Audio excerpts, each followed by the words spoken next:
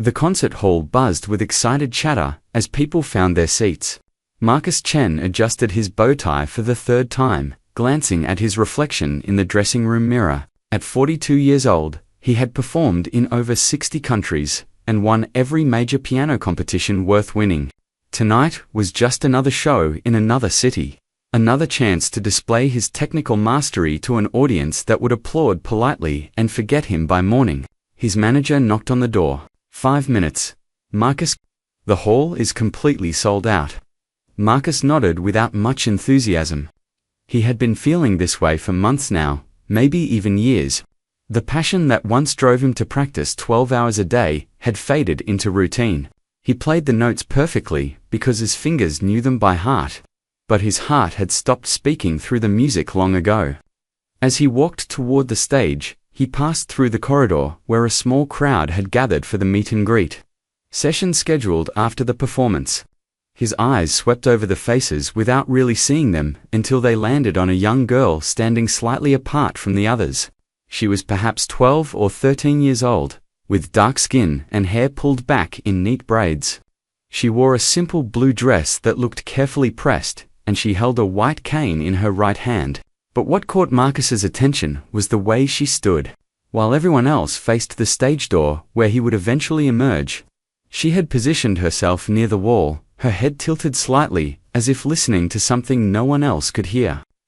The piano tuner was making final adjustments on stage, and the faint notes drifted through the building. The girl's face transformed with each sound. Her expression showed pure joy mixed with deep concentration, as if she was seeing colors in those notes that others couldn't perceive. Marcus found himself pausing, watching her. In that moment, she seemed to hear music the way he used to hear it. Back when he was a child, discovering the piano for the first time in his grandmother's living room, his manager touched his elbow. "Marcus, we need to go." He shook himself from the thought and continued to the stage. The performance began exactly as planned. His fingers flew across the keys with mechanical precision, executing every difficult passage flawlessly. The audience applauded at all the right moments. Everything was perfect, and yet everything felt empty. During the intermission, Marcus returned to his dressing room and found himself thinking about the blind girl again. There was something about the way she had listened to those random piano notes, something that reminded him of what he had lost. The second half of the concert went much like the first. When he played the final chord of Rachmaninoff's Piano Concerto, No. 2, the audience rose to their feet. He bowed mechanically, smiled his practiced smile, and left the stage. The meet and greet session began 30 minutes later. People lined up with programs to sign, phones ready for selfies, and rehearsed compliments about his technique. Marcus signed autographs and posed for pictures with the same professional detachment he brought to everything else these days. Then the blind girl appeared in line with an older woman who Marcus assumed was her mother or grandmother. The woman looked tired but proud, her hand resting gently on the girl's shoulder. When they reached him, the girl spoke first. "Mr. Chen, my name is Maya Thompson. I've listened to all your recordings, every single one." Her voice carried genuine admiration, but also something else. Something that sounded like understanding. Marcus felt uncomfortable under her sightless gaze, as if she could somehow see through his famous exterior to the hollow place inside. "Thank you," he said automatically. "That's very kind." Maya hesitated, then continued. "I play piano too. I've been learning for 6 years now." "That's wonderful," Marcus replied, his tone suggesting the conversation should end there. He had heard this many times before, children telling him they played piano. Hoping for encouragement or advice he no longer felt qualified to give. But Maya persisted. "Could I play something for you someday? My teacher says I have potential, but I want to know what a real pianist thinks." The grandmother squeezed Maya's shoulder gently, a subtle warning not to push too hard. Marcus saw the hope in the old woman's eyes and the determination in Maya's posture. He should have said yes. He should have encouraged this child who clearly loved music, but the words that came out of his mouth surprised even himself. "Play for fun," he said, not unkindly, but with clear dismissal. "Enjoy the piano as a hobby. The professional world is difficult. especially for someone with your ... challenges. The moment the words left his lips, he regretted them. Maya's face fell, and her grandmother's expression shifted from hope to disappointment. But Marcus had already turned to the next person in line, effectively ending the conversation. He didn't see Maya's hands clench around her cane. He didn't see the way her jaw set with determination. He didn't see her grandmother lean down and whisper something in her ear that made her straighten her shoulders. As they walked away, Maya spoke quietly. "Grandma Rose, I'm going to show him. I'm going to prove that I can do more than play for fun." Rose Thompson looked at her granddaughter's face and recognized that stubborn expression. It was the same look Maya's mother had worn before she passed away 3 years ago. Leaving Rose to raise this remarkable child alone. "I know you will, baby," Rose said softly. "I know you will." Marcus watched them leave from the corner of his eye, feeling an uncomfortable twist in his chest. He pushed the feeling away and continued signing autographs, but Maya's face stayed with him longer than he wanted to admit. That night, alone in his hotel room, Marcus sat at the window, looking out at the city lights. He thought about the blind girl who listened to music like she could see God in it. He thought about his own playing, technically perfect, but emotionally dead. For the first time in years, Marcus Chen wondered if he had made a terrible mistake, not just tonight with his dismissive words, but somewhere along the way, when he stopped playing with his heart and started playing only with his hands. He didn't know it yet, but that brief encounter would change everything. The blind girl named Maya Thompson was about to teach the famous pianist a lesson about music, about passion, and about the incredible gift that comes not from perfect technique, but from a soul that refuses to be silent. Maya Thompson walked through the front door of her grandmother's small house, her cane tapping familiar patterns on the wooden floor. She moved through the space with the confidence of someone who had memorized every corner, every piece of furniture, every creaky board. The old upright piano stood against the wall in the living room, its keys worn smooth by decades of use. It had belonged to Maya's mother, who had played in church every Sunday until the car accident that took her life. Now it belonged to Maya, and she treated it like a sacred treasure. Rose watched her granddaughter head straight for the piano bench without saying a word. She knew that look. Maya was hurt by the famous pianist's words, but hurt in Maya's world never led to tears or giving up. It led to determination that bordered on fierce. "You want some hot chocolate before bed?" Rose asked gently. "Maybe later," Grandma Maya replied, already positioning her hands over the keys. "I need to practice." "Baby, it's almost 10 o'clock. You've got school tomorrow, just one piece, please." Rose sighed but nodded, then remembered Maya couldn't see the gesture. One piece. Then bed. Maya's fingers found the keys and began to play. The music that filled the small house was Chopin's Nocturne in E-flat major. A piece that required not just technical skill but deep emotional understanding. Rose lowered herself into her worn armchair and closed her eyes, letting the music wash over her. 3 years ago, when Maya's mother died, everyone worried about how the blind 12-year-old would cope with such devastating loss. But Maya had gone to the piano and played for 6 hours straight, crying while her fingers found solace in melodies that words couldn't express. That was when Rose truly understood that music wasn't just something Maya did. It was how she breathed, how she understood the world, how she survived. The nocturne ended, and silence fell over the room. Maya sat perfectly still, her hands resting on the keys. "What did he mean, Grandma?" she asked quietly. "About my challenges." Rose's heart ached. "Baby, some people can't see past what's on the outside. They look at you and see someone who's blind, and they think that limits what you can do. But I can play. You know I can play. Mrs. Patterson says I'm her best student." "I know, sweetheart. And Mrs. Patterson is right." Maya turned on the bench to face where her grandmother sat. "When I was listening to Mr. Chen play tonight, something felt wrong. All the notes were perfect, but it felt cold. Like he was playing from memory instead of from his heart." "Is that crazy?" Rose leaned forward, surprised by her granddaughter's insight. "No, baby. That's not crazy at all. That's you hearing what others miss." I want to show him that being blind doesn't mean I can't be a real pianist. I want him to hear me play and know that he was wrong. And how do you plan to do that? Maya's face set with determination. Mrs. Patterson told me about the Youth International Piano Competition next month. She said I should enter, but I wasn't sure I was ready. Now I know I have to do it. Rose felt a flutter of worry. The Youth International Piano Competition was prestigious and highly competitive. Students came from all over the country, many of them trained at expensive music academies. Maya had learned from Mrs. Patterson, a retired piano teacher who charged almost nothing because she believed in Maya's gift. That's a big competition, Maya, are you sure? Mr. Chen is going to be one of the judges. Mrs. Patterson mentioned it tonight. She said he judges competitions between his concert tours.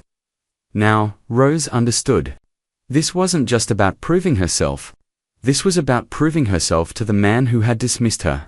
Even if you enter, baby, there's no guarantee you'll get to play for him. Hundreds of kids will compete. Then I'll practice harder than hundreds of kids. I'll practice until my fingers know every note so perfectly that even someone who has forgotten how to feel music will feel mine. Rose saw the fire in her granddaughter's eyes and knew there was no point in arguing. When Maya set her mind on something, she became unstoppable. All right, Rose said. We'll call Mrs. Patterson tomorrow and talk about entering, but now you need to get some sleep. Maya smiled, her first real smile since leaving the concert hall.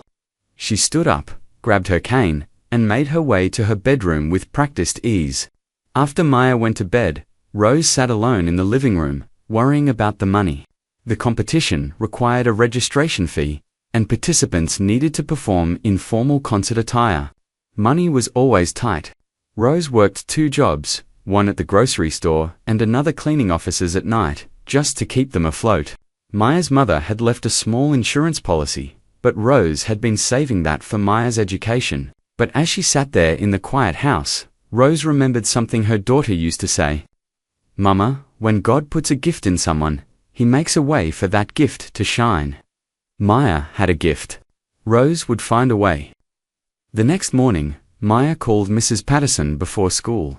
The elderly piano teacher lived just 3 blocks away, in a house filled with photographs of students who had gone on to study music in colleges across the country. Mrs. Patterson, I want to enter the Youth International Piano Competition, Maya announced as soon as her teacher answered the phone. There was a pause on the other end. Maya, that's wonderful, but that competition is very advanced. Are you sure you're ready? I have 4 weeks to prepare. If I practice 4 hours every day after school and 6 hours on weekends, that's 168 hours of practice.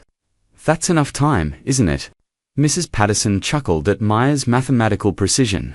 Time isn't everything, dear, but your determination counts for a lot. What made you decide to enter? Maya hesitated, then told her teacher about the encounter with Marcus Chen. She described his dismissive words, the way he had suggested she play only for fun, as if her blindness automatically disqualified her from serious consideration. When Maya finished, Mrs. Patterson was quiet for a long moment. Then she spoke, and her voice carried a mixture of anger and fierce pride. That man has forgotten what music is truly about, she said. He's technically brilliant, yes, but I've heard him play recently. There's no soul left in it. Perhaps you're exactly what he needs to hear. You really think I can do this? Maya, I've been teaching piano for 43 years. I've had students who went to Juilliard who now play in orchestras around the world. And I'm telling you that you have something special. Your blindness doesn't limit you. If anything, it makes you hear things in the music that others miss. You feel the spaces between the notes. You understand the silence that makes the sound meaningful. Maya's grip tightened on the phone. So you'll help me prepare. We'll work together every single day. I'll rearrange my schedule. But Maya, you need to understand something. This competition is incredibly difficult. Even if you play brilliantly, the judges might have biases. Some people still can't see past disabilities, I know, but I have to try. Then we'll make sure that when you sit down at that piano, there won't be a single person in that room who can dismiss what you do. We'll make them listen. We'll make them feel, and we'll remind a certain famous pianist what real music sounds like. Maya hung up the phone, feeling lighter than she had since the concert. She had a goal now, a purpose. Marcus Chen had meant to discourage her, but instead, he had lit a fire that wouldn't be easily extinguished.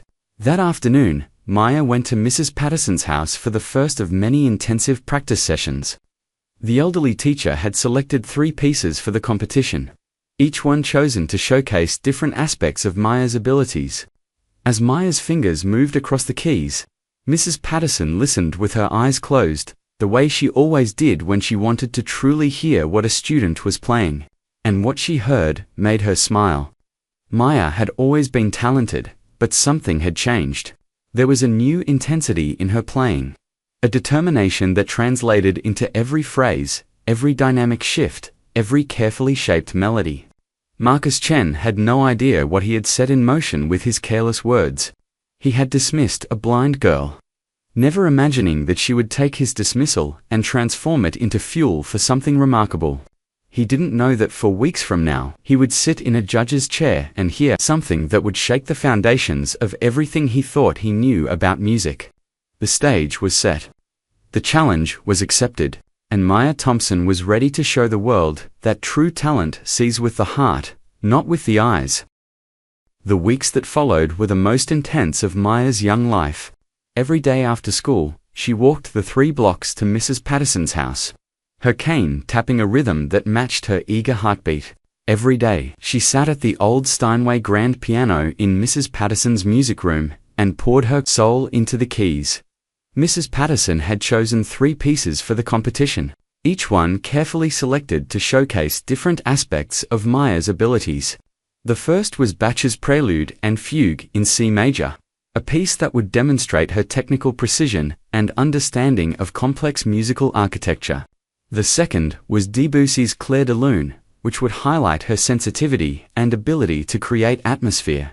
The third was Rachmaninoff's Prelude in C-sharp minor, a dramatic and powerful piece that would prove she could handle the emotional depth required of serious pianists.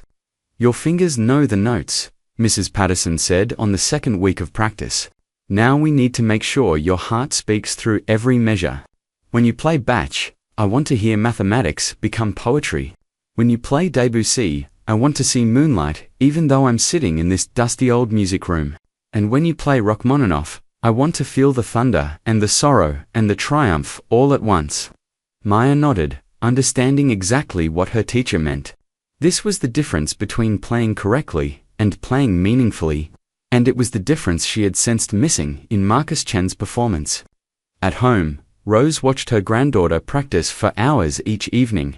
She saw Maya's fingers moving across the worn keys of their old upright piano, sometimes with frustration when a passage didn't flow the way she wanted, sometimes with pure joy when everything came together perfectly.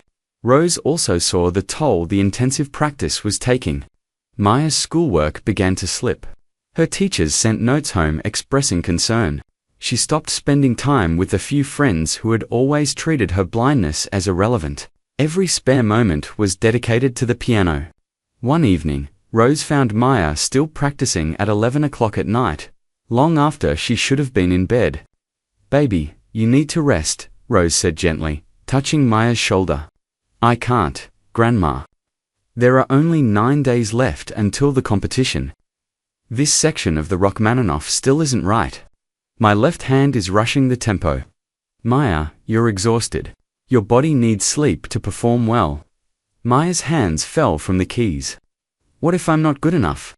What if I get there and embarrass myself? What if Mr. Chen was right and I'm just fooling myself?" Rose sat down on the piano bench beside her granddaughter. She had been waiting for this moment, knowing it would come. Doubt always arrived right before something important. "Let me tell you something about your mother," Rose began. "When she was about your age, she entered a singing competition at church. She practiced for weeks, just like you're doing now. The night before the competition, she came to me crying, saying she couldn't do it. That her voice wasn't good enough, that she would embarrass the family. What did you tell her?" "I told her that fear was just proof that she cared about what she was doing, and I told her that the only way to fail was not to try. She sang the next day, and she won. But, you know what she told me afterward? She said winning wasn't the important part. The important part was that she faced her fear and didn't let it stop her. Maya was quiet for a long moment. I miss her, Grandma. I know, baby, I miss her too. But she's with you every time you sit at this piano. This was her piano, remember? Her hands touched these same keys. Her heart spoke through these same notes. And now you're carrying on what she started. Maya reached out and found her grandmother's hand. Do you really think I can do this? I think you can do anything you set your mind to. But more importantly, I think you already know you can do this. That's why you're so scared. Because deep down, you believe in yourself, and that's terrifying. Maya smiled through the tears that had started to form. When did you get so wise? Raising your mother taught me a lot. Raising you is teaching me even more. They sat together at the piano for a few more minutes, not playing, just being present in the moment. Then Rose guided Maya to bed, knowing that rest was just as important as practice. Meanwhile, across the city in a luxury hotel suite, Marcus Chen was preparing for his role as a judge in the Youth International Piano Competition. He had judged dozens of competitions over the years, and they had all begun to blur together. Young pianists playing the same pieces, making the same mistakes, displaying the same nervous energy. His manager had sent him the list of competitors. There were 63 participants this year, ranging in age from 12 to 17. They would perform over 3 days, with the judges narrowing the field after each round until only 3 finalists remained. Marcus scrolled through the names on his tablet without much interest. Then he paused. Maya Thompson. The name was familiar. He clicked on her profile and saw the notation. Visual impairment requires assistance reaching stage. The blind girl from the meet and greet. She had actually entered the competition. Marcus felt an uncomfortable twinge of guilt. He remembered his dismissive words, the way he had told her to play for fun. At the time, he had thought he was being realistic, even kind, steering her away from a profession that would be incredibly difficult even for fully sighted pianists. But now, seeing her name on the competition roster, he wondered if he had been too harsh. She had seemed genuinely passionate about music. Maybe she did have some talent. Still, passion alone wouldn't be enough at this level of competition. These judges would be looking for technical perfection, combined with mature interpretation. The competition was fierce. He closed the tablet, and pushed the thought from his mind. He would judge her fairly when the time came, just as he would judge all the other competitors. That was his job. Nothing more. Back at Mrs. Patterson's house, the final week of preparation had begun. The elderly teacher had arranged for Maya to practice on a full-sized concert grand piano at a local university. The feel and sound of a grand piano was significantly different from the upright Maya practiced on at home, and she needed to adjust. The first time Maya sat at the concert grand, she was overwhelmed by the difference. The keys were more responsive. The sustain pedal created longer resonance, and the sheer power of the instrument required her to recalibrate her entire approach. This is normal, Mrs. Patterson assured her. By competition day, you'll know this piano as well as you know your own at home. Muscle memory takes time to adjust, but it will adjust. They spent hours each day at the university, with Maya playing through her pieces, repeatedly until the new piano began to feel familiar. Mrs. Patterson invited a few of her former students to sit in the hall and listen, creating an audience so Maya could practice performing under pressure. One of these students was a young man named David Chen, who had graduated from the university's music program 2 years earlier and now taught piano at a local academy. He listened to Maya play all 3 of her competition pieces, and when she finished, he sat in stunned silence. Mrs. Patterson, he said quietly, I've never heard anything like that. She plays like she can see the music from the inside out. Mrs. Patterson smiled. That's exactly what she does. Maya doesn't see the piano or the sheet music or the audience. She sees directly into the heart of the composition. Nothing gets in her way. David approached Maya after the practice session. I just want you to know that what you're doing is remarkable. I've studied with some of the best teachers in the country, and I've never heard anyone your age play with that level of emotional maturity. Maya blushed at the compliment. Thank you. I'm really nervous about the competition though. Channel that nervousness into your performance. Let it fuel your intensity. And remember, the judges aren't just listening for perfect notes. They're listening for someone who has something to say through the music. You have plenty to say. As the competition day drew closer, Maya felt the weight of what she was attempting to do. This wasn't just about proving herself to Marcus Chen anymore. It had become about proving something to herself. About honoring her mother's memory. About showing that disability didn't define destiny. The night before the competition, Maya didn't practice. Mrs. Patterson had insisted she rest, and for once, Maya listened. She sat with her grandmother in their small living room, eating Rose's homemade soup and talking about everything except pianos and competitions. Whatever happens tomorrow, Rose said, I want you to know how proud I am of you. Not because of how you'll play, but because of who you are. You could have let that man's words break you, but instead, you let them build you up. That's the mark of true strength. Maya reached across the table and found her grandmother's hand. I couldn't have done any of this without you, Grandma. You work so hard to give me everything I need. Watching you grow and pursue your dreams is all the payment I need, baby. That night, Maya lay in bed with her hands resting on her stomach. Her fingers unconsciously moving through the motions of the pieces she would play tomorrow. She thought about Marcus Chen sitting in the judge's chair, about what his face would look like when he realized who she was. But more than that, she thought about the music itself. About the way Bach's mathematics could sing. About how Debussy captured light in sound. About the raw power of Rachmaninoff's emotions. She thought about her mother, about all the hours spent at the piano transforming grief into beauty. Tomorrow would be the beginning of something new. She could feel it. The blind girl who had been told to play for fun was about to show a world-famous pianist what real music sounded like when played with absolute truth. The morning of the competition arrived with grey clouds hanging low over the city. Maya woke early, her stomach tight with anticipation. She could hear her grandmother moving around in the kitchen, preparing breakfast even though neither of them felt much like eating. Rose had taken the day off from both her jobs, something she rarely did. She had pressed Maya's navy blue dress the night before, making sure every wrinkle was smoothed out. She had polished Maya's black shoes until they gleamed. Everything was ready. Come eat something, baby, Rose called from the kitchen. You need energy for today. Maya made her way to the table, her hand trailing along the familiar wall. She managed to eat half a piece of toast and drink some orange juice before her nervous stomach refused anything more. Mrs. Patterson will meet us at the concert hall, Rose said, checking her watch. We should leave in about 30 minutes. Maya nodded, then went to the piano one last time. She didn't play anything complicated, just ran through some scales and arpeggios, letting her fingers warm up and remember what they knew. The old upright piano had served her well over the years, but today she would play on a professional concert. Grand in front of hundreds of people and a panel of judges that included one of the world's most famous pianists. Across town, Marcus Chen sat in the judges' chamber reviewing his notes. There were 5 judges total for this competition. Besides Marcus, there was Dr. Helen Rodriguez, a professor of piano at the National Conservatory. There was James Wright, conductor of the city's symphony orchestra. There was an elderly Japanese pianist named Kenji Yamamoto who had won competitions around the world in his youth. And finally, there was Catherine Morrison, a music critic whose reviews could make or break careers.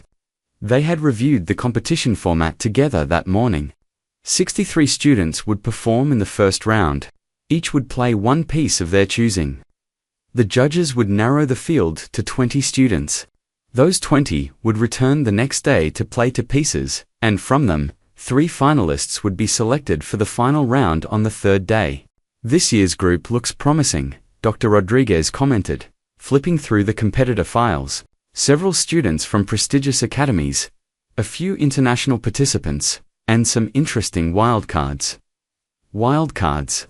Catherine Morrison asked. Students from less traditional backgrounds. There's a girl here who's blind, For instance, Maya Thompson. She studies with a retired teacher, not affiliated with any academy. Marcus felt his stomach tighten. He hadn't mentioned his encounter with Maya to any of his fellow judges. Now he wondered if he should recuse himself from judging her performances. But that would require explaining why. And he wasn't ready to admit that he had discouraged a young musician from pursuing her dreams. Well, James Wright said, we'll judge everyone on their performance, regardless of background. That's all that matters once they sit at the piano. The judges took their places in the front row of the concert hall. The space was beautiful, with excellent acoustics and seating for about 800 people. Today, about half the seats were filled with families, friends, teachers, and music enthusiasts who enjoyed watching young talent compete. The competitors were organized by a random draw. Maya's number was 47, meaning she would perform sometime in the afternoon of the first day. Rose and Mrs. Patterson sat in the audience. Rose's hands clasped tightly in her lap as they waded through the morning performances. The first student was a 16-year-old boy from an academy in New York. He played Liszt with impressive technical facility, but little emotional depth. The second was a 14-year-old girl who tackled Chopin beautifully, but made several small errors that cost her points. One by one, the students came and went, some brilliant, some adequate, some clearly overwhelmed by the pressure. Marcus watched them all with his professional eye, marking his score sheets with careful notes. He found himself becoming increasingly bored. These students were well trained certainly, but few of them showed real originality or deep musical understanding. They played the notes correctly, but rarely said anything meaningful with them. By lunch, 30 students had performed. Marcus stepped outside for fresh air, feeling the familiar emptiness that had plagued him for years. He had once been, like these young people, hungry and passionate and determined. Now he was just going through the motions, judging competitions and giving concerts, and feeling nothing. When the competition resumed after lunch, Marcus returned to his seat. The afternoon students began their performances. Number 38 played Beethoven competently but without fire. Number 41 rushed through Mozart, missing the grace and elegance the piece required. Number 45 stumbled nervously through Schubert, her hands shaking so badly she could barely finish. Then the stage assistant stepped forward and announced, "Competitor number 47, Maya Thompson, will perform Prelude and Fugue in C major by Johann Sebastian Bach." Marcus sat up straighter in his chair. Around him, the other judges leaned forward with interest. The blind girl. They had all been curious about how she would manage. A woman appeared at the side of the stage, guiding a young girl in a navy blue dress. The girl held a white cane in one hand and the woman's arm with the other. They walked slowly, carefully, until they reached the piano bench. Mrs. Patterson helped Maya sit down, adjusted the bench slightly, then whispered something in Maya's ear before stepping away. The girl sat alone at the grand piano, her hands resting quietly on her lap. Her face turned slightly toward where she knew the audience would be. In that moment of silence, before she began to play, something shifted in the concert hall.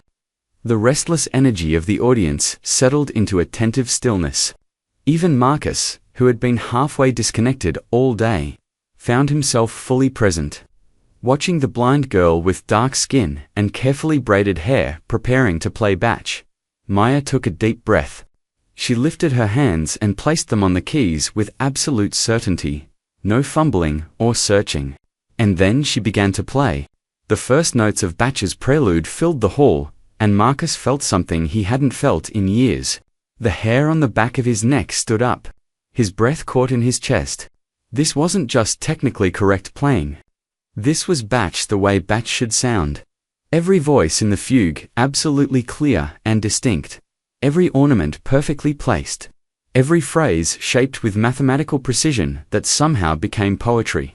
Maya played like she could see the architecture of the music in 3 dimensions, like she understood not just the notes but the spaces between them. The relationships that made Bach's counterpoint so miraculous. Marcus glanced at his fellow judges. Dr. Rodriguez had her eyes closed, completely absorbed. James Wright was leaning forward, his mouth slightly open. Catherine Morrison was scribbling notes frantically on her pad. Even Kenji Yamamoto, who rarely showed emotion, had raised his eyebrows in surprise. In the audience, Rose gripped Mrs. Patterson's hand so tightly that the elderly teacher nearly cried out. Tears streamed down Rose's face as she listened to her granddaughter play. This was why they had worked so hard, why they had sacrificed so much. This moment right here, watching Maya show the world what she could do. Mrs. Patterson smiled through her own tears. She had known Maya was special from the very first lesson 6 years ago. But hearing her play in this hall, on this piano, for these judges, she realized that Maya wasn't just special. Maya was extraordinary. The prelude gave way to the fugue, and Maya navigated the complex interweaving voices with stunning clarity. Her fingers danced across the keys with complete confidence. She never hesitated, never searched for a note, never showed any sign that not being able to see the keyboard was any limitation at all. As the piece built toward its conclusion, Maya's entire body became involved in the music. She swayed slightly, not from nervousness, but from feeling the rhythm and flow of the composition. Her face showed absolute concentration mixed with pure joy. She was exactly where she belonged, doing exactly what she was meant to do. The final chord rang out and faded into silence. For a long moment, nobody moved. The audience seemed to be holding its collective breath. Even the judges sat frozen in their seats. Then the applause began. It started with one person in the back row, then spread like wildfire through the entire hall. People stood up, clapping and cheering. In all his years of judging youth competitions, Marcus had never seen an audience react this way to a first-round performance. Maya sat at the piano, her hands back in her lap, a small smile on her face. She couldn't see the standing ovation, but she could hear it, could feel it vibrating through the air, and the piano, and straight into her heart. Mrs. Patterson hurried to the stage to guide Maya back, and as they walked past the judges' table, Maya turned her head in their direction. She couldn't see Marcus Chen sitting there with tears in his eyes, but somehow she seemed to know exactly where he was. Marcus stared at his scoresheet, his pen hovering over the paper. The other judges were already marking their scores. Dr. Rodriguez gave Maya a perfect 10 in every category. James Wright did the same. Catherine Morrison was writing furiously in her notebook, probably already drafting the glowing review she would publish. Marcus looked down at his own sheet. In all his years of judging, he had never given a perfect score to a first-round performance.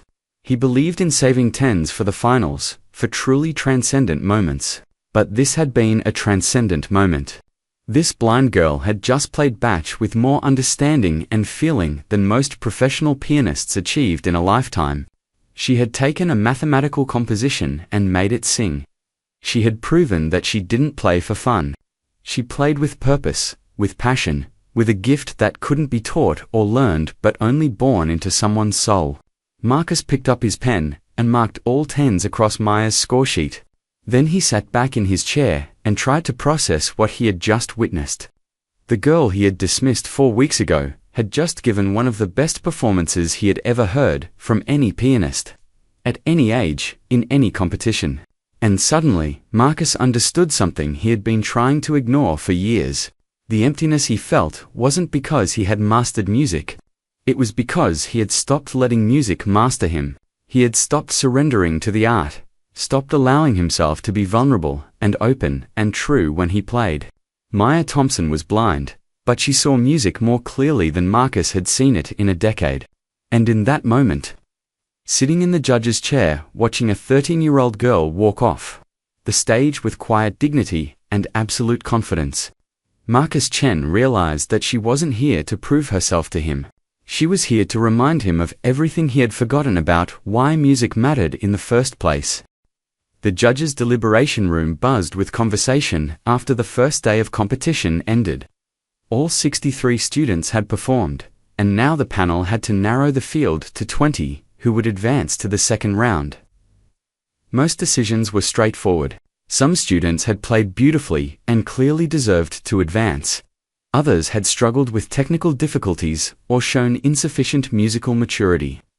But the room kept coming back to one name. Maya Thompson was extraordinary, Dr. Rodriguez said, not for the first time. That batch was the most musically intelligent performance I've heard from someone her age, maybe from anyone at any age in this competition. Catherine Morrison nodded enthusiastically. I've already started drafting my article. That girl is going to be famous. The story alone is remarkable. A blind student from an underprivileged background showing up the academy-trained competitors. But the playing itself was genuinely world-class. We need to be careful, James Wright cautioned. Yes, she's talented. Extremely talented. But we can't let her story influence our judging. We have to evaluate her purely on musical merit. That's exactly what I'm doing, Dr. Rodriguez replied firmly. Story aside, she played the best batch I heard all day. Her understanding of counterpoint, her touch, her phrasing, it was all exceptional. Kenji Yamamoto, who had been quietly listening, finally spoke. In my entire career, I have heard perhaps 5 or 6 young pianists who possessed what the girl possesses. It is not just talent, it is something deeper. She hears the music from inside. This is very rare. All eyes turned to Marcus, who had been unusually quiet during the deliberations. He stared at his notes, remembering Maya's performance, remembering the way he had felt listening to her play. Marcus, Dr. Rodriguez prompted. You've been silent. What did you think? Marcus looked up at his fellow judges. He knew what he should say. He should praise Maya's technical skills while maintaining professional distance. He should avoid mentioning their previous encounter. He should judge her like any other competitor. But something about today had cracked open a place inside him that had been sealed shut for years. Watching Maya play, he had seen himself as a young pianist, back when music was everything, and fame meant nothing. He had been reminded of what it felt like to play, not for applause or acclaim, but simply because the music demanded to be played. She was brilliant, Marcus said quietly. I've judged dozens of competitions. I've heard hundreds of young pianists. What she did today was special. Not because she's blind, or because her story is inspiring, but because she played with complete honesty. There was no artifice, no showing off, no trying to impress us. She just served the music. The other judges nodded, seeming satisfied with his assessment. They continued their deliberations, and by the end of the evening, they had their list of 20 students advancing to the second round. Maya's name was at the top, unanimously selected with the highest combined score from the first day. Meanwhile, back at Rose's small house, Maya sat at the upright piano, playing through her pieces for the second round. Tomorrow she would perform 2 works, the Debussy and the Rachmaninoff. She felt good about her batch performance, but she couldn't allow herself to become overconfident. You need to rest, baby, Rose called from the kitchen. You played beautifully today. Now trust in the work you've done, just 30 more minutes. Grandma, I want to run through the Rachmaninoff one more time. Rose appeared in the doorway, wiping her hands on a dish towel.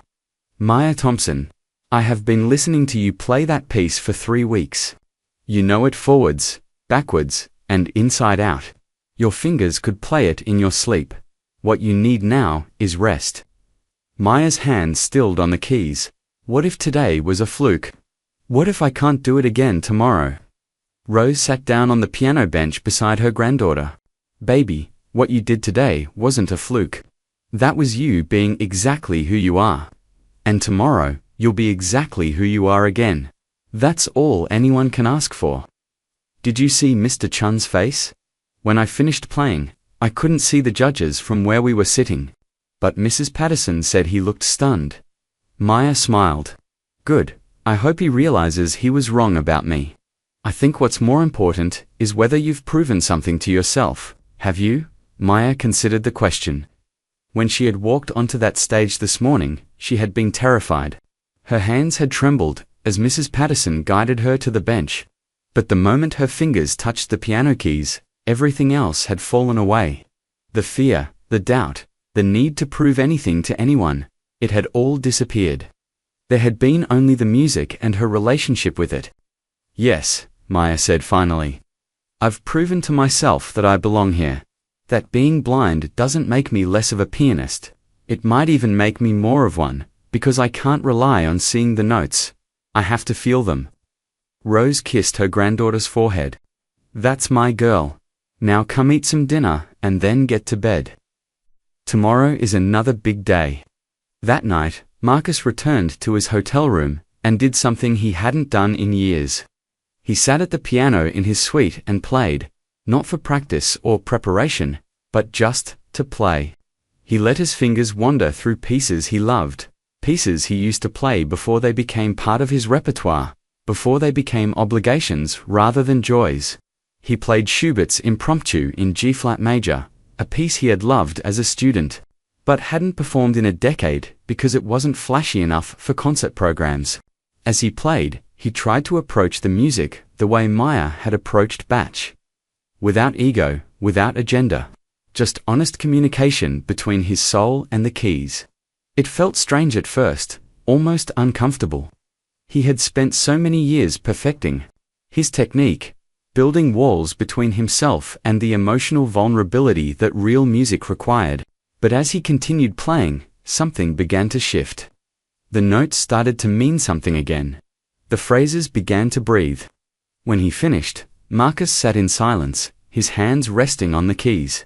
He thought about his career, about all the awards and accolades and international tours. He had everything a pianist could want. Everything except the thing that mattered most. A genuine connection with the music he played. A 13-year-old blind girl had reminded him of this truth. She had walked onto a stage and played with more authenticity than he had shown in years, and she had done it without being able to see the piano, the audience, or the judges who would determine her fate. Marcus pulled out his phone and opened his notes app. He began writing, not sure what he was trying to say, but needing to capture the thoughts swirling in his mind. Today, I heard someone play Bach the way Bach should be played, he typed. Not perfectly, though her technique was excellent. But truthfully, with complete surrender to the composition, I realized, listening to her, that I have been playing music for years without actually making music. I have been executing notes without inhabiting them. When did I lose this? How did I become so disconnected from the thing I supposedly love most? He stopped typing and stared at the words on his screen.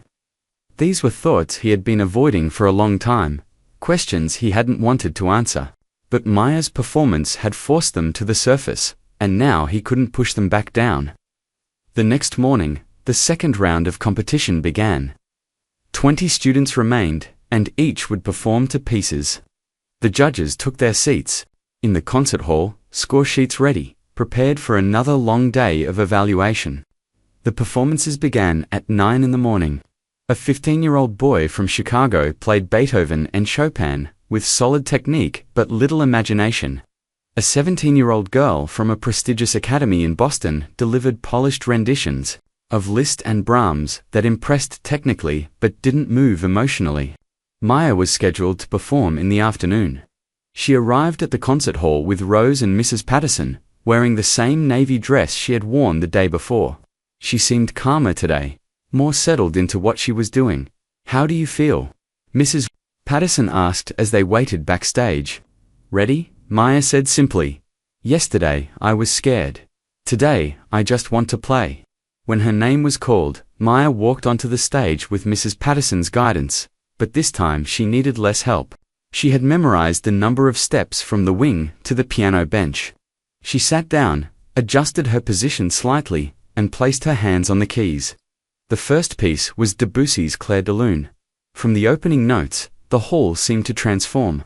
Maya played the beloved piece not as a showcase of technique, but as a painting made of sound. Each phrase floated into the next, creating an atmosphere of dreamy contemplation.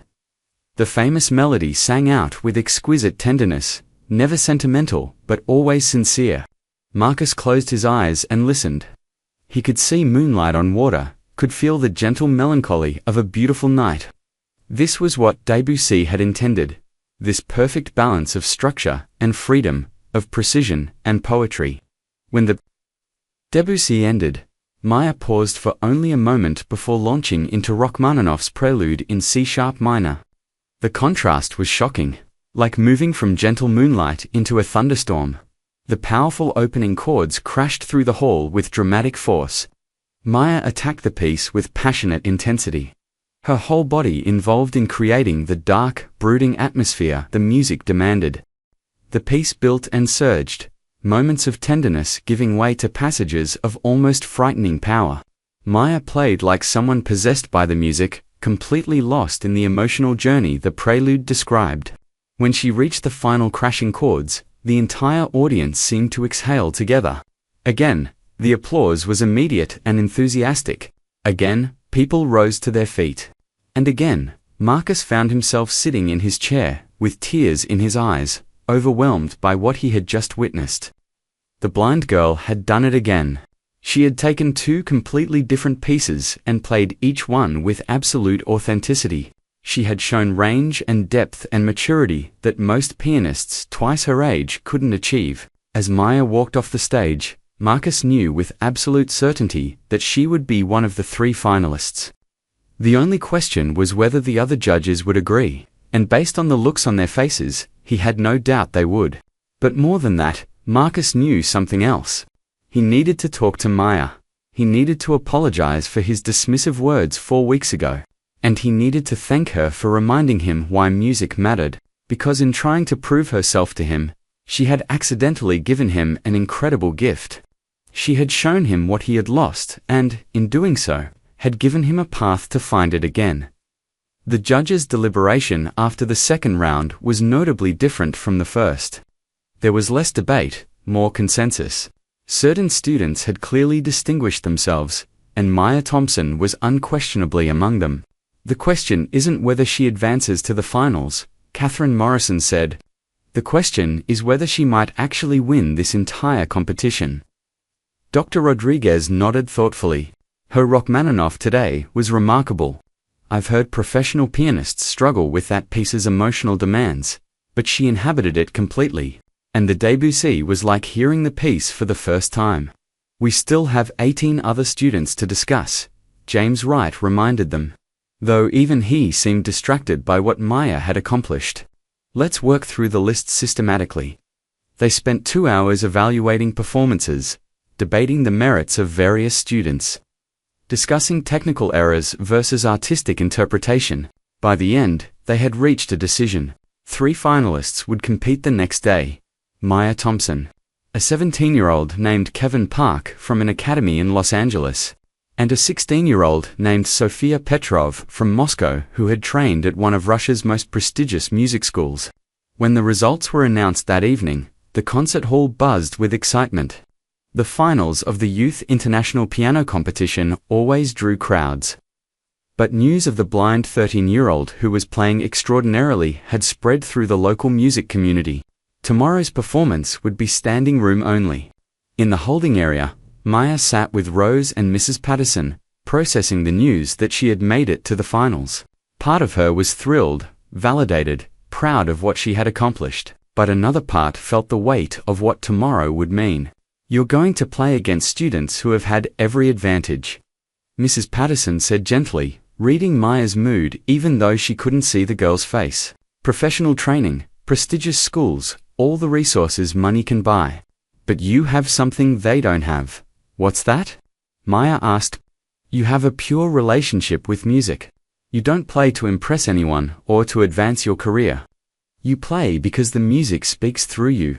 That authenticity is your greatest strength. Rose squeezed her granddaughter's hand.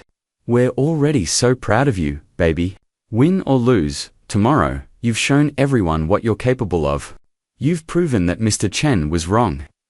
Maya was quiet for a moment, then spoke slowly.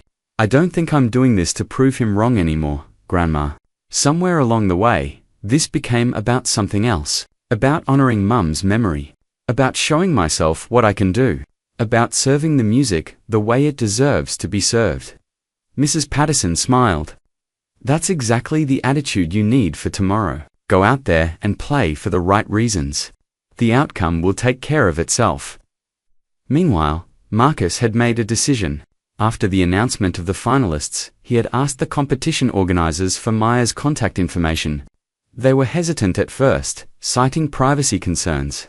But Marcus explained that he had met Maya previously and wished to speak with her teacher.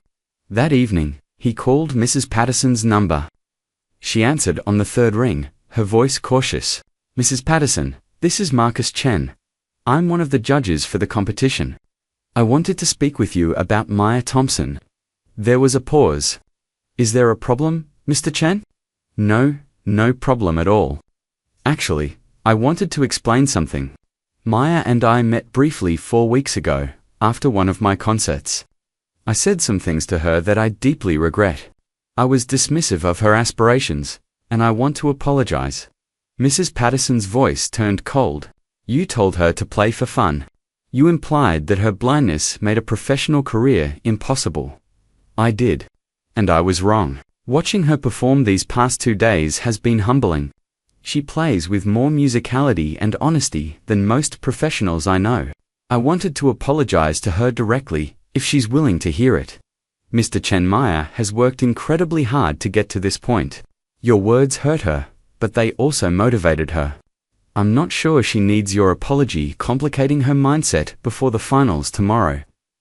Marcus understood the teacher's protectiveness. "I completely respect that.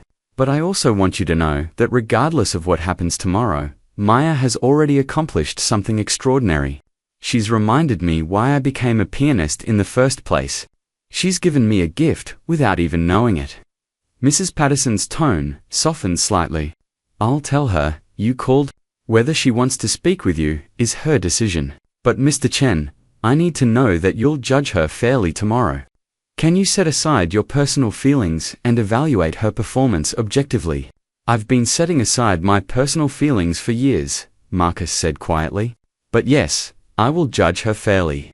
More than fairly. I'll judge her the way she deserves to be judged, based purely on the music she makes."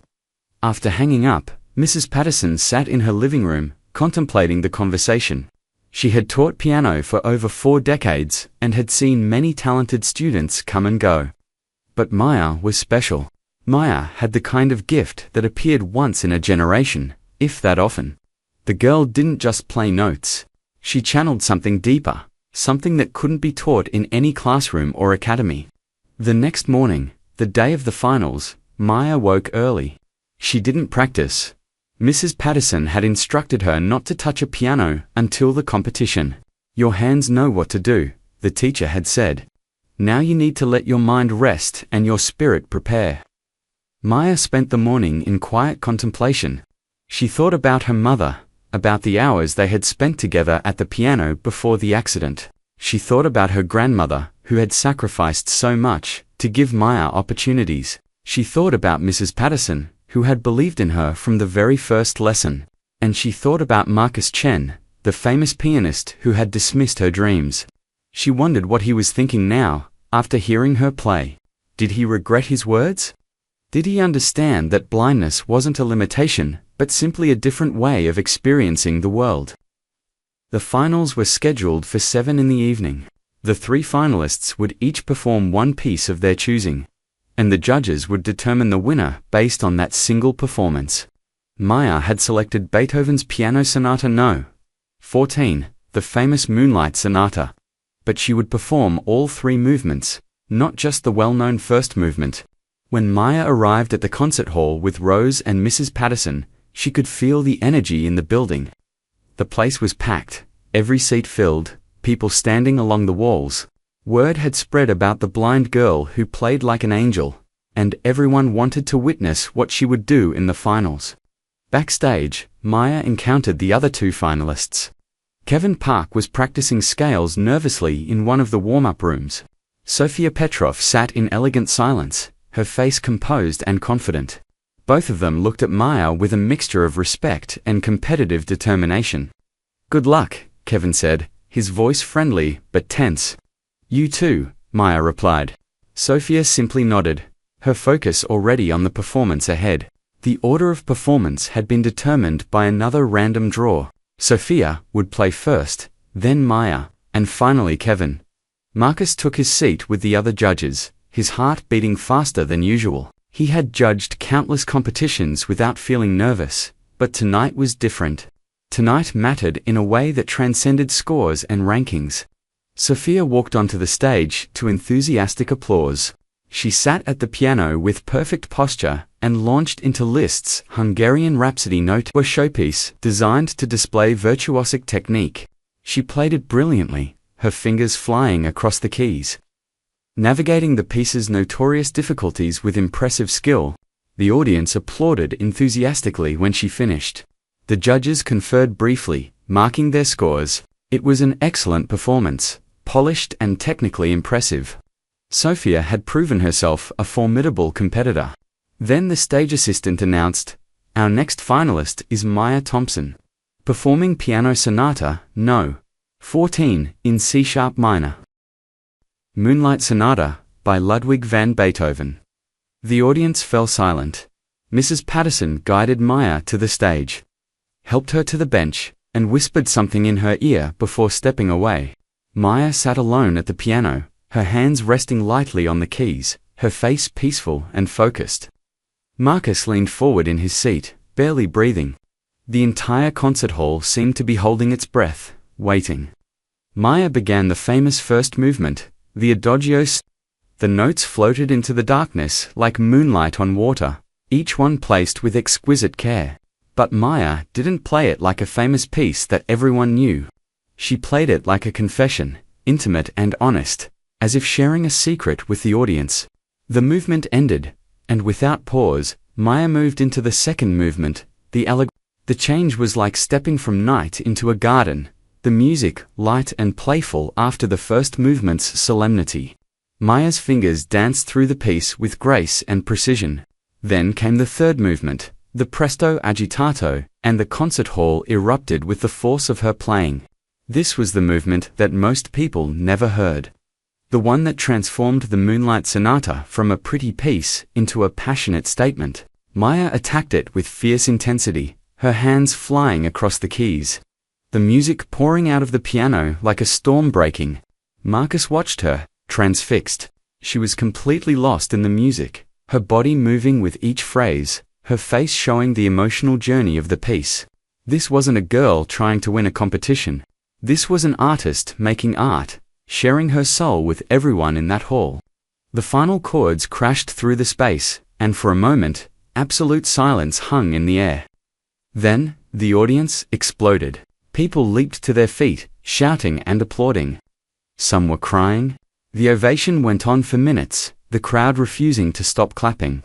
Maya sat at the piano, her hands folded in her lap, a small smile on her face. She couldn't see the standing ovation, but she could feel it, could hear it washing over her like waves.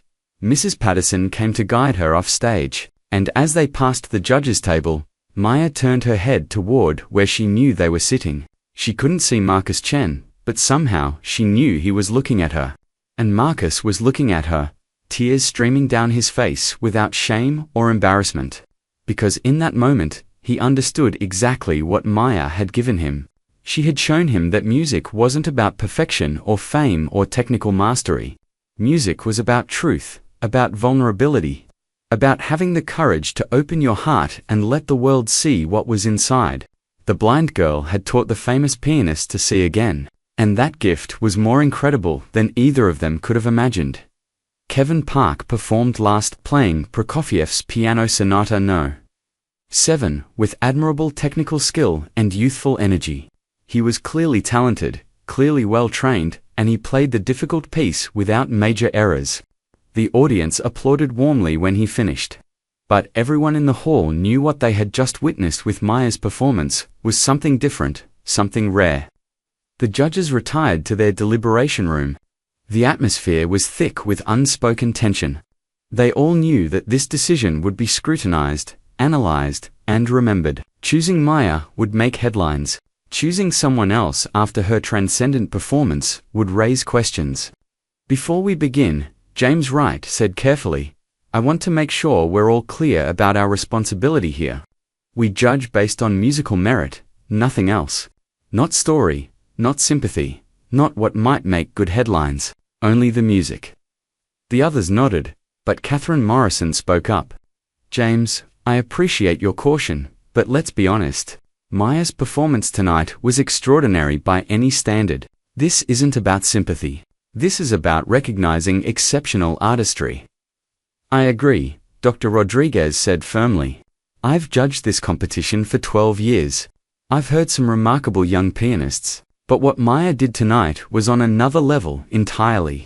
The emotional depth, the technical control, the way she made that piece feel brand new even though we've all heard it 1,000 times.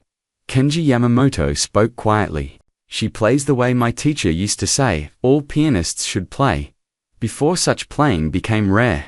With complete honesty. No tricks, no showing off. Just pure service to the music.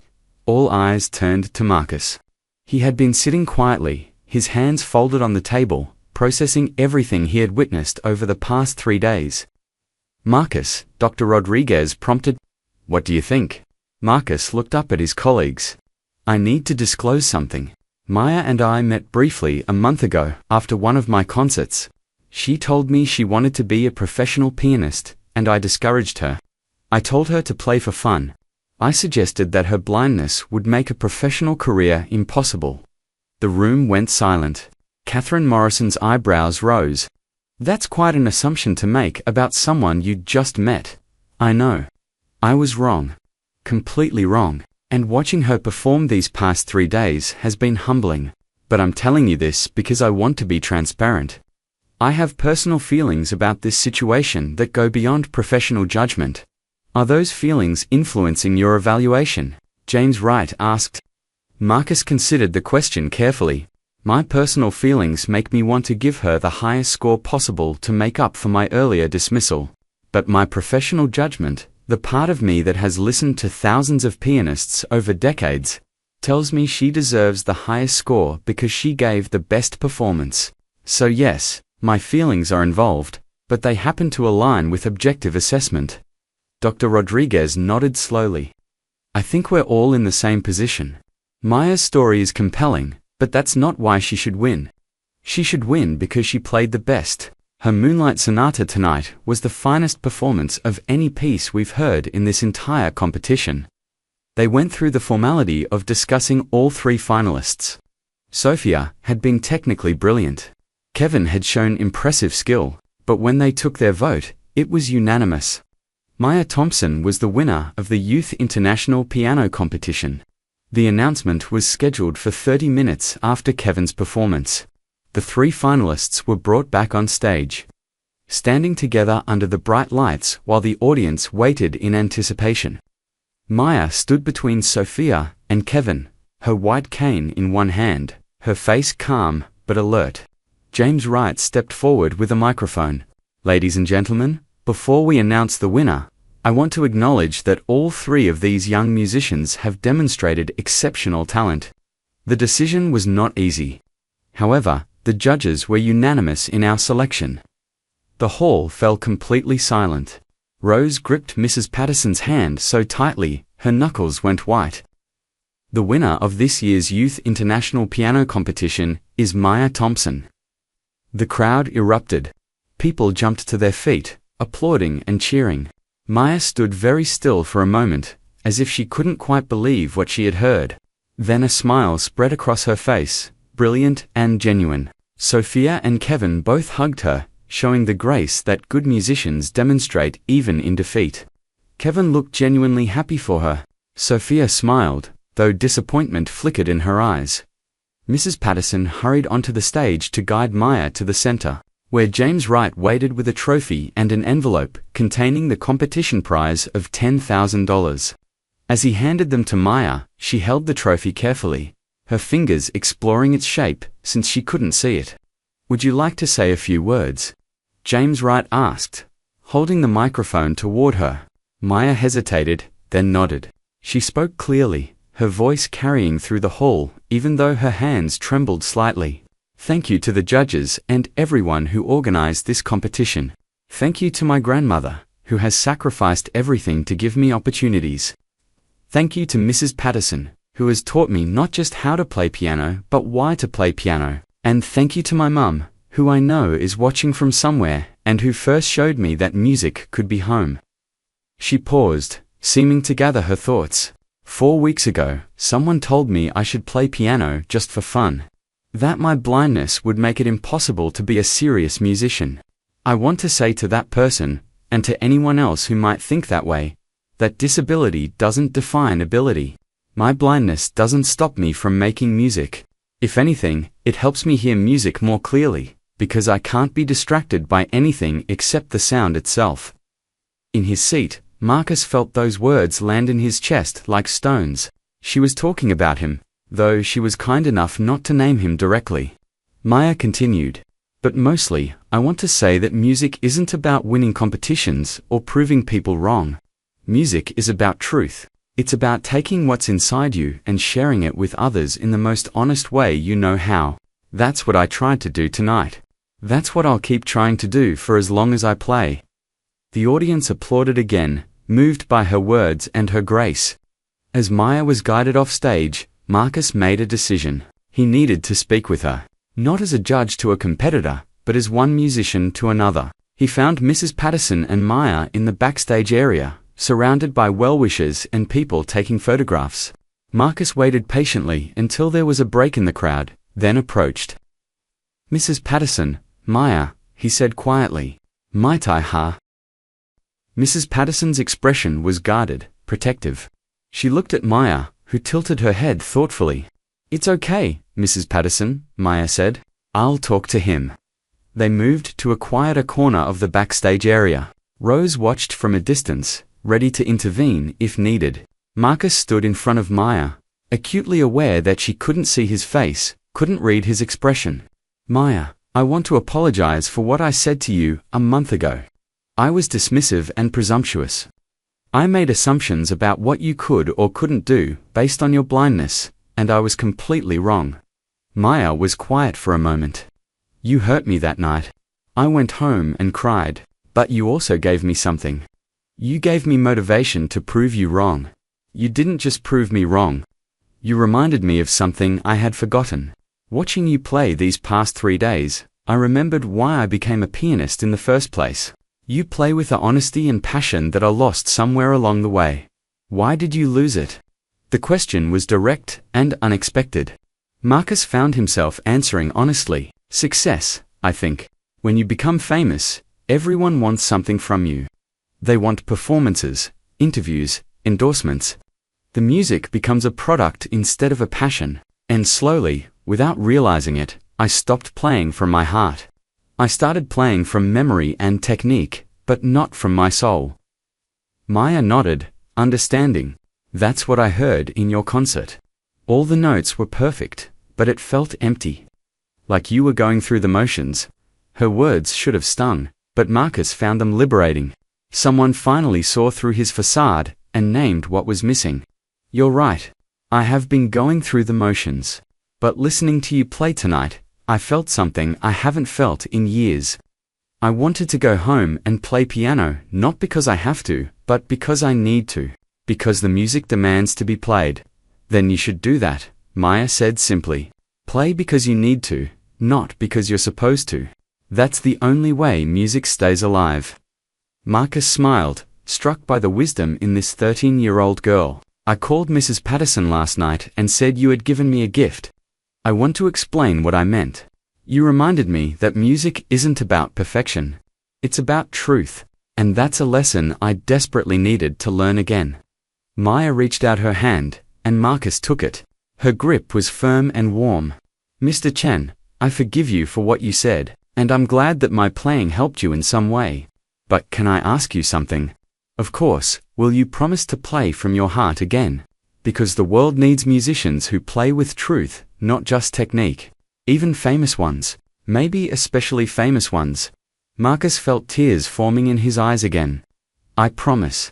I'm going to cancel my next tour and take some time to remember why I love music. And when I return to performing, it will be different. I'll play the way you play, with complete honesty." "Good," Maya said with a smile. Because you're too talented to waste your gift on empty performances." They talked for a few more minutes, and something shifted between them.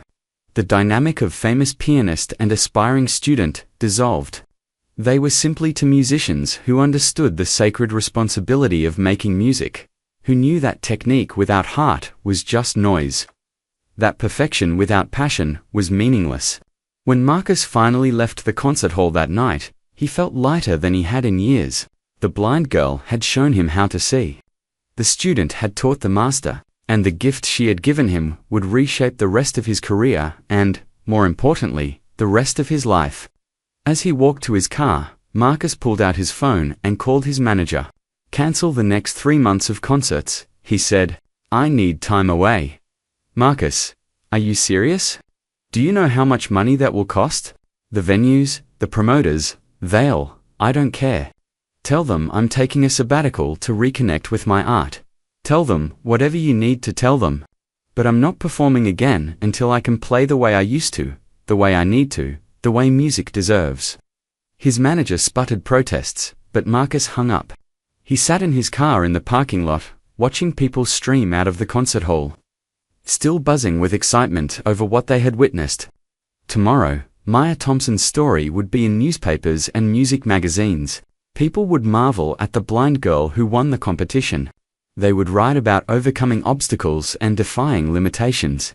But Marcus knew the real story was deeper than that. It wasn't just about a blind girl who could play piano. It was about a young artist who understood something that most people spent their whole lives trying to learn, that music demands truth, that art requires vulnerability, and that the only way to truly play is to open your heart completely and let the world hear what's inside. That was the incredible gift Maya had for him, for everyone who heard her play, and it was a gift that would keep giving for as long as music existed in the world. 6 months passed, and the world had changed for both Maya Thompson and Marcus Chen, though in very different ways. For Maya, winning the Youth International Piano Competition had opened doors she never imagined possible. Music schools across the country reached out with scholarship offers. Performance opportunities came flooding in. A documentary filmmaker wanted to tell her story. A major record label expressed interest in producing her first album. But Maya and Rose were careful about which opportunities to accept. They didn't want the attention to overshadow the music or turn Maya into a symbol rather than a pianist. Mrs. Patterson helped them navigate the offers, always asking the same question: will this help Maya grow as a musician, or will it just make her famous? Maya continued her studies with Mrs. Patterson while taking some additional lessons at the conservatory that had offered her a full scholarship. She practiced every day, but she also made sure to spend time with her grandmother to do her schoolwork.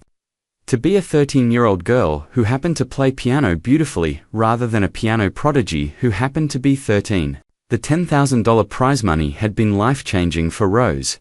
She quit one of her 2 jobs, allowing her to spend more time with Maya and to finally catch up on rest her body desperately needed. They put most of the money in savings for Maya's future education. But they also bought a better piano for the house, a used baby grand that Mrs. Patterson had helped them find. On a Tuesday afternoon in spring, Maya sat at her new piano, working through a Mozart concerto, when the doorbell rang. Rose went to answer it and returned a moment later with surprise in her voice. "Maya, you have a visitor. It's Mr. Chen." Maya's hands stilled on the keys. She hadn't heard from Marcus since the night of the competition, though Mrs. Patterson had mentioned that he had indeed cancelled his tour and disappeared from the public eye. Music critics had speculated about his absence, with theories ranging from health problems to retirement. "Show him in, Grandma," Maya said. Marcus entered the modest living room, taking in the worn furniture, the family photographs on the walls, the new piano that dominated the small space. He looked different somehow, less polished and more real. "Hello, Maya," he said. "Thank you for seeing me. I hope I'm not interrupting your practice." "It's fine. What brings you here, Mr. Chen?" Marcus sat down on the couch at Rose's invitation. "I wanted to tell you what happened after the competition. After I talked with you that night, I went home and cancelled all my concerts for 3 months. My manager nearly had a heart attack. My publicist thought I was having a breakdown, but I needed time to remember how to play music again." "And, did you?" Maya asked. "Remember how to play?" "It took time. I went back to the pieces I loved as a student, pieces I used to play just for joy before music became a career. I spent hours at the piano, Not practicing for performances, but just exploring. I made mistakes. I played badly. I had to relearn how to be vulnerable with music. Rose brought tea and cookies, setting them on the coffee table. Marcus continued his story. At first, it was painful. I realized how much I had locked away, how many walls I had built between myself and genuine feeling. But slowly, things began to shift. I started to hear music the way I used to hear it, the way you hear it. With my whole being, not just my trained fingers. That's good, Maya said simply. I'm glad you found your way back. I came here today because I wanted to thank you properly. And because I have a proposal I'd like to discuss with you and your grandmother. Maya tilted her head, curious. What kind of proposal? Marcus leaned forward, his voice carrying genuine excitement. Next month, I'm giving a concert at the city's main concert hall. It will be my first performance since taking time off.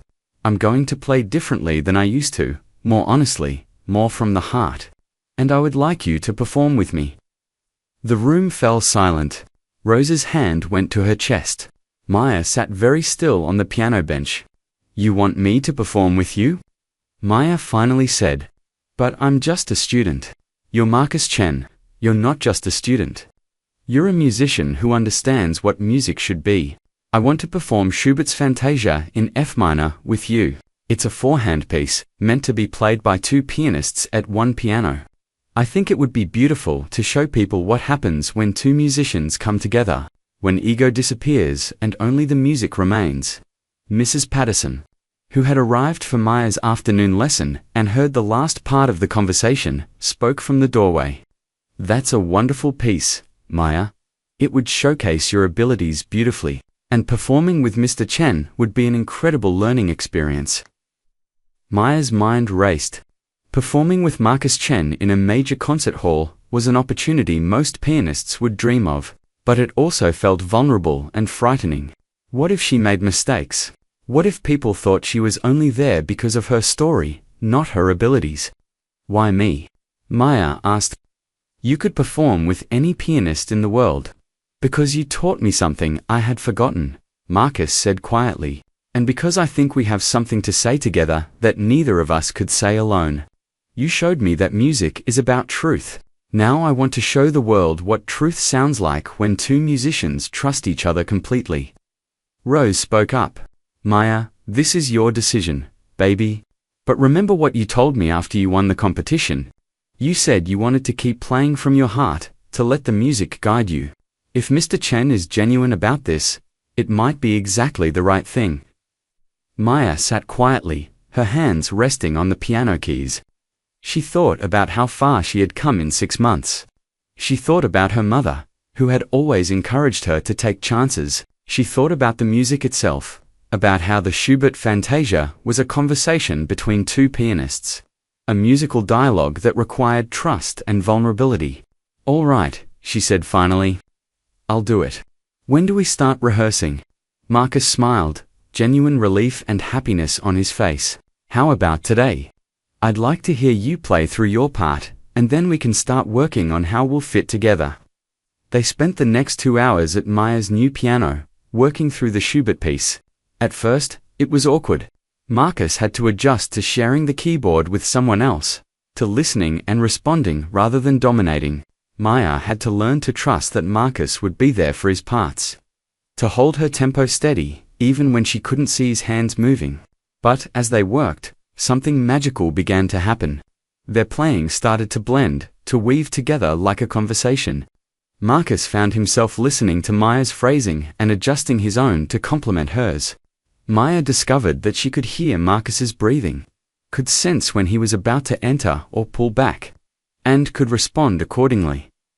Mrs. Patterson watched with tears in her eyes. This was what music was supposed to be, this meeting of souls through sound. This mutual vulnerability in service of something beautiful. The weeks of rehearsal that followed were intensive. Marcus came to Maya's house 3 times a week, and they practiced for hours. But these weren't just practice sessions. They were conversations about music, about life, about what it meant to be an artist. Marcus told Maya about his journey, about how he had risen to fame so quickly that he never had time to develop a genuine artistic identity. He described the pressure of always having to be perfect. The way audiences expected virtuosity but didn't care about vulnerability. Maya told Marcus about losing her mother, about how the piano had become her way of staying connected to someone she could no longer touch. She explained how being blind had actually enhanced her musical perception, how she heard harmonies and voices in music that sighted people might miss because they were distracted by visual information. They talked about the music industry, about how it often valued spectacle over substance. They discussed what it meant to be successful, whether fame and money were the point, or whether artistic integrity mattered more. They debated interpretations of pieces, sometimes agreeing, sometimes respectfully disagreeing, always learning from each other. Rose watched the friendship develop between her granddaughter and the famous pianist. She saw how Marcus had changed from the dismissive man at the meet and greet to someone humble and genuinely interested in learning. She saw how Maya was learning from Marcus's professional experience while also teaching him to stay connected to his artistic truth. As the concert date approached, word spread that Marcus Chen would be performing again after his mysterious absence. When the program was announced and people learned that he would be playing a duet with Maya Thompson, the blind girl who had won the Youth International Piano Competition, tickets sold out within hours. Music critics prepared their reviews.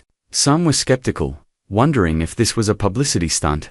Others were genuinely curious about what kind of performance would emerge from this unlikely partnership.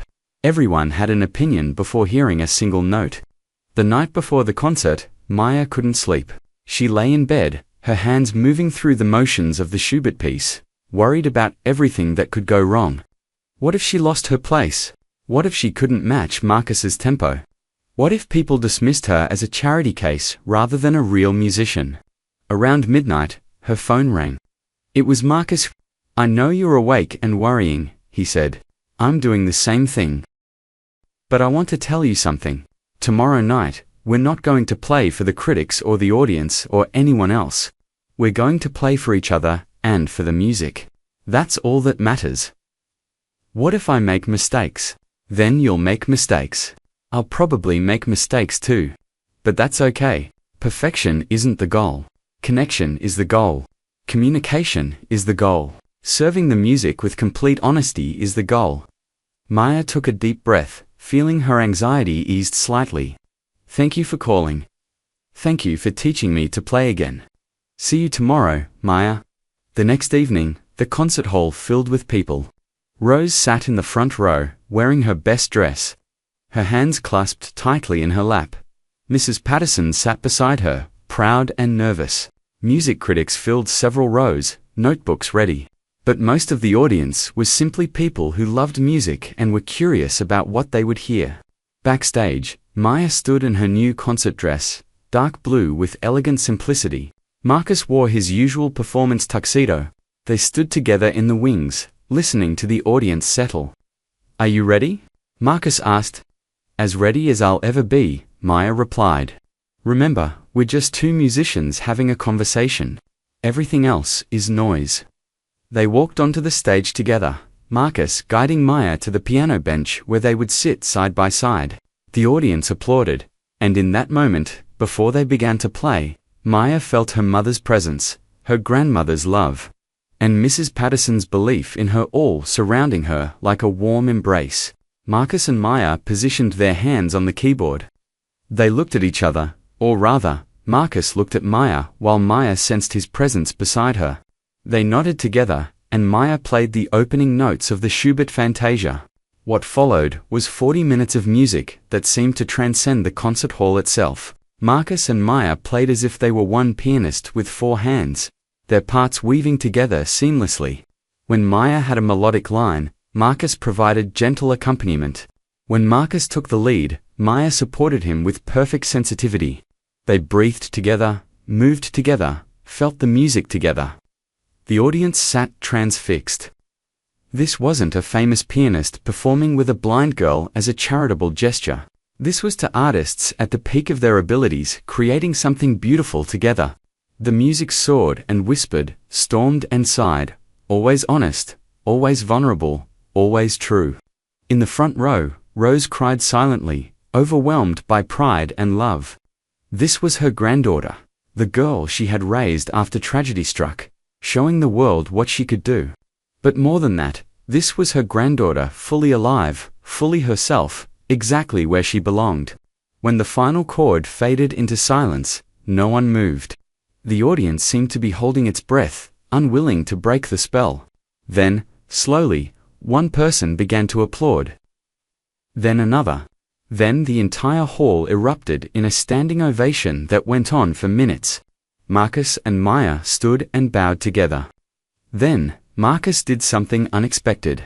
He took Maya's hand and raised it high, presenting her to the audience, making it clear that this was not his performance with a guest. This was their performance, equal partners. Two musicians who had found each other, and, in doing so, had found the heart of music itself. After the concert, in the backstage area, people crowded around them both.